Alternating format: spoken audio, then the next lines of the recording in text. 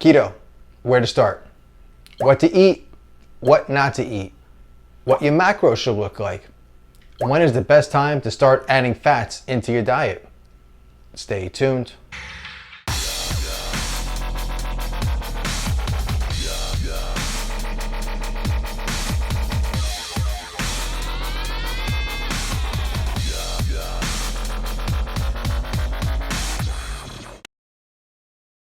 So, in order to switch our body into a fat-burning machine, we're going to first need to get into a state of ketosis. The way that we're going to do that is by fine-tuning our macronutrients and doing it in stages. Macronutrients are the carbohydrates, proteins, and fats that are found in the foods that we eat. How do we portion these macronutrients properly? Well, the internet will tell you that the standard is low carb, high fat, and moderate protein. However, we're going to tweak these numbers just a little bit, and I'm going to show you the metrics that I used in my 60-pound transformation. We're going to be more aggressive with our macronutrients, which is going to accelerate our results. It's going to look more like super low carb, with all of that coming from high fiber whole foods, such as soluble and insoluble fiber, which are not only going to make you feel satiated, but they're going to work wonders on your gut microbiome. Aggressive protein. We're going to use a specific formula to determine how much protein you should eat per day. Keto is more effective if we are strategic with our fat intake, instead of just eating bacon cheeseburgers all day. Even on keto, too much fat will get stored, and that's not what we want. Carbohydrates. First thing we're going to do is restrict our carbohydrate intake. Now, standard keto protocols will limit you to 50 grams of carbohydrates per day. However, we're going to modify that down to 25 grams or less of net carbs, which should be coming from whole food sources. Net carbs refers to the total amount of digestible carbohydrates contained within a food. You can calculate net carbs by taking the total carbohydrate amount and simply subtracting the fiber amount. Then, if there are any sugar alcohols, you also subtract 50% of the sugar alcohol amount from your total carbohydrate count. The number that's left over is your net carb count. The reason we want our carbs so low is because our body is currently trained to burn carbs as its preferred fuel source. Until we train the body to burn fat, any carbs that we eat are just going to take us out of fat burning and put us back into glucose burning. For some people, cutting carbs cold turkey is going to be difficult.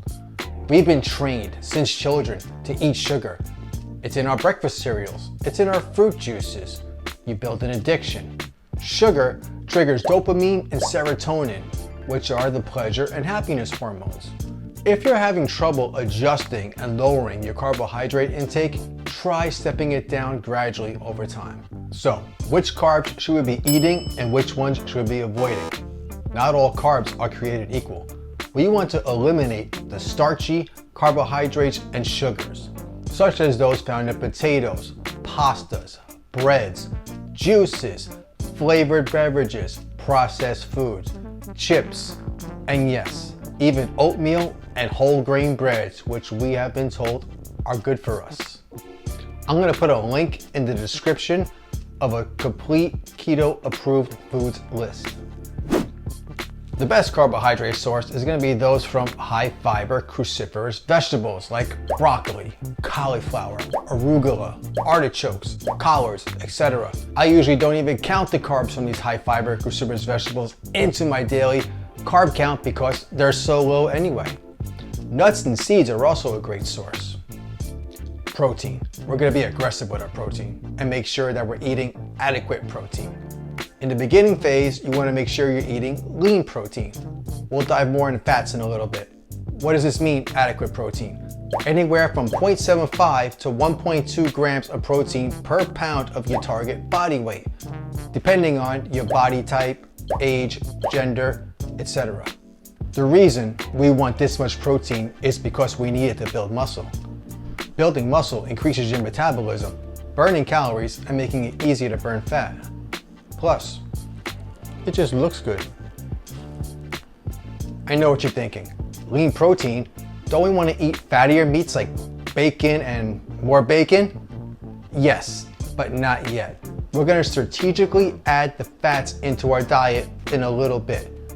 Your body is not yet fat adapted. If you just go to town eating a whole bunch of fats right now, your body is just gonna store it.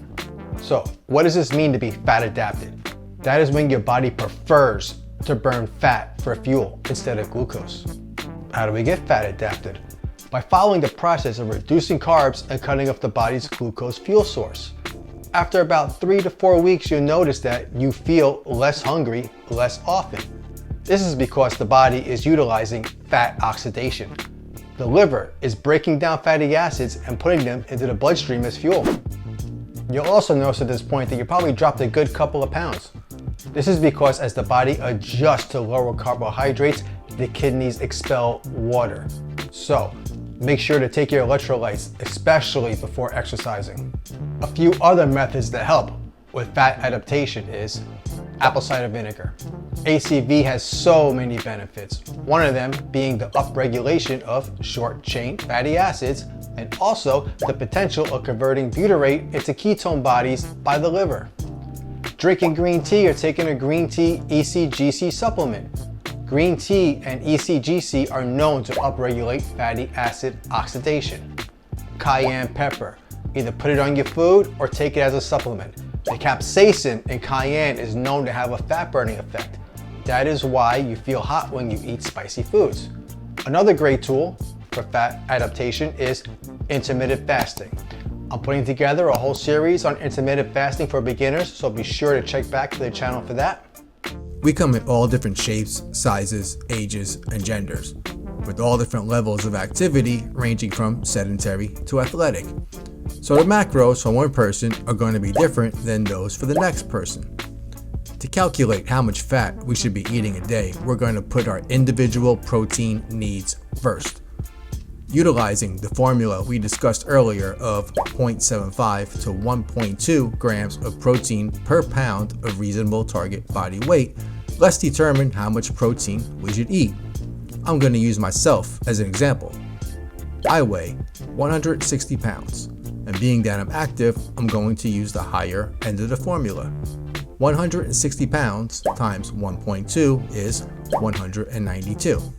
So I'm going to eat 192 grams of protein per day. Each gram of protein consists of 4 calories. 192 grams of protein times 4 calories is 768 calories that I get from my protein per day. If I'm eating 2,200 calories per day, then I am left with 1,432 calories for my carbohydrates and fats.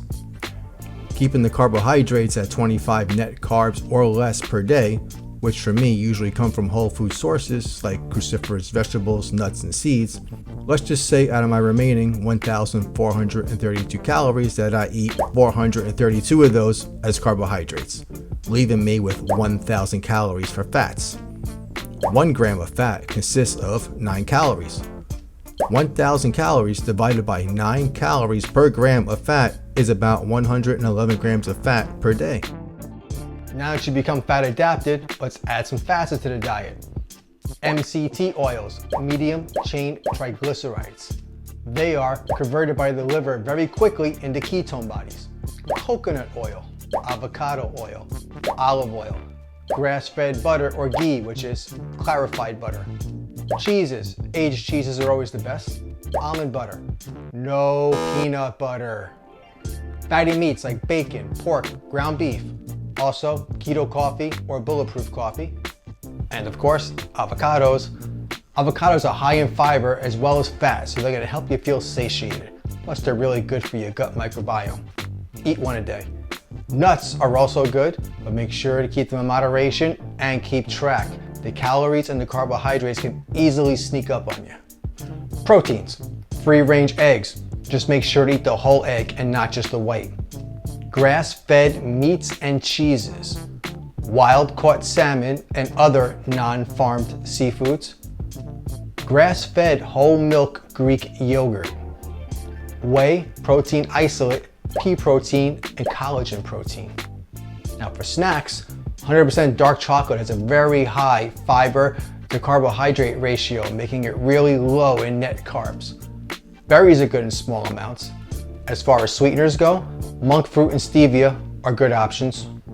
Okay, and foods to avoid. Just about all fruits, especially bananas. All processed foods, processed meats and processed cheeses, beans, peas, lentils, peanuts, anything gluten, grains, rice, brown rice, pastas, breads, oatmeal, breakfast cereals, low-fat dairy products, anything with added sugar, honeys, syrups, sugary beverages, juices, sodas, frappuccinos, traditional snacks like chips, pretzels, cookies, starchy vegetables like corn, potato, and yes, sweet potato, trans fats like margarine and other hydrogenated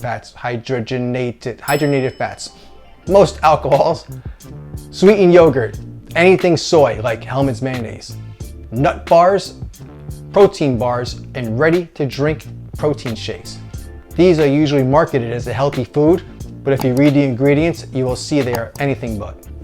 Be sure to check that link in the description for the full list of approved keto foods and the foods to avoid. I'm going to keep on updating it constantly. I hope you found this video useful, and I'll see you in the next one.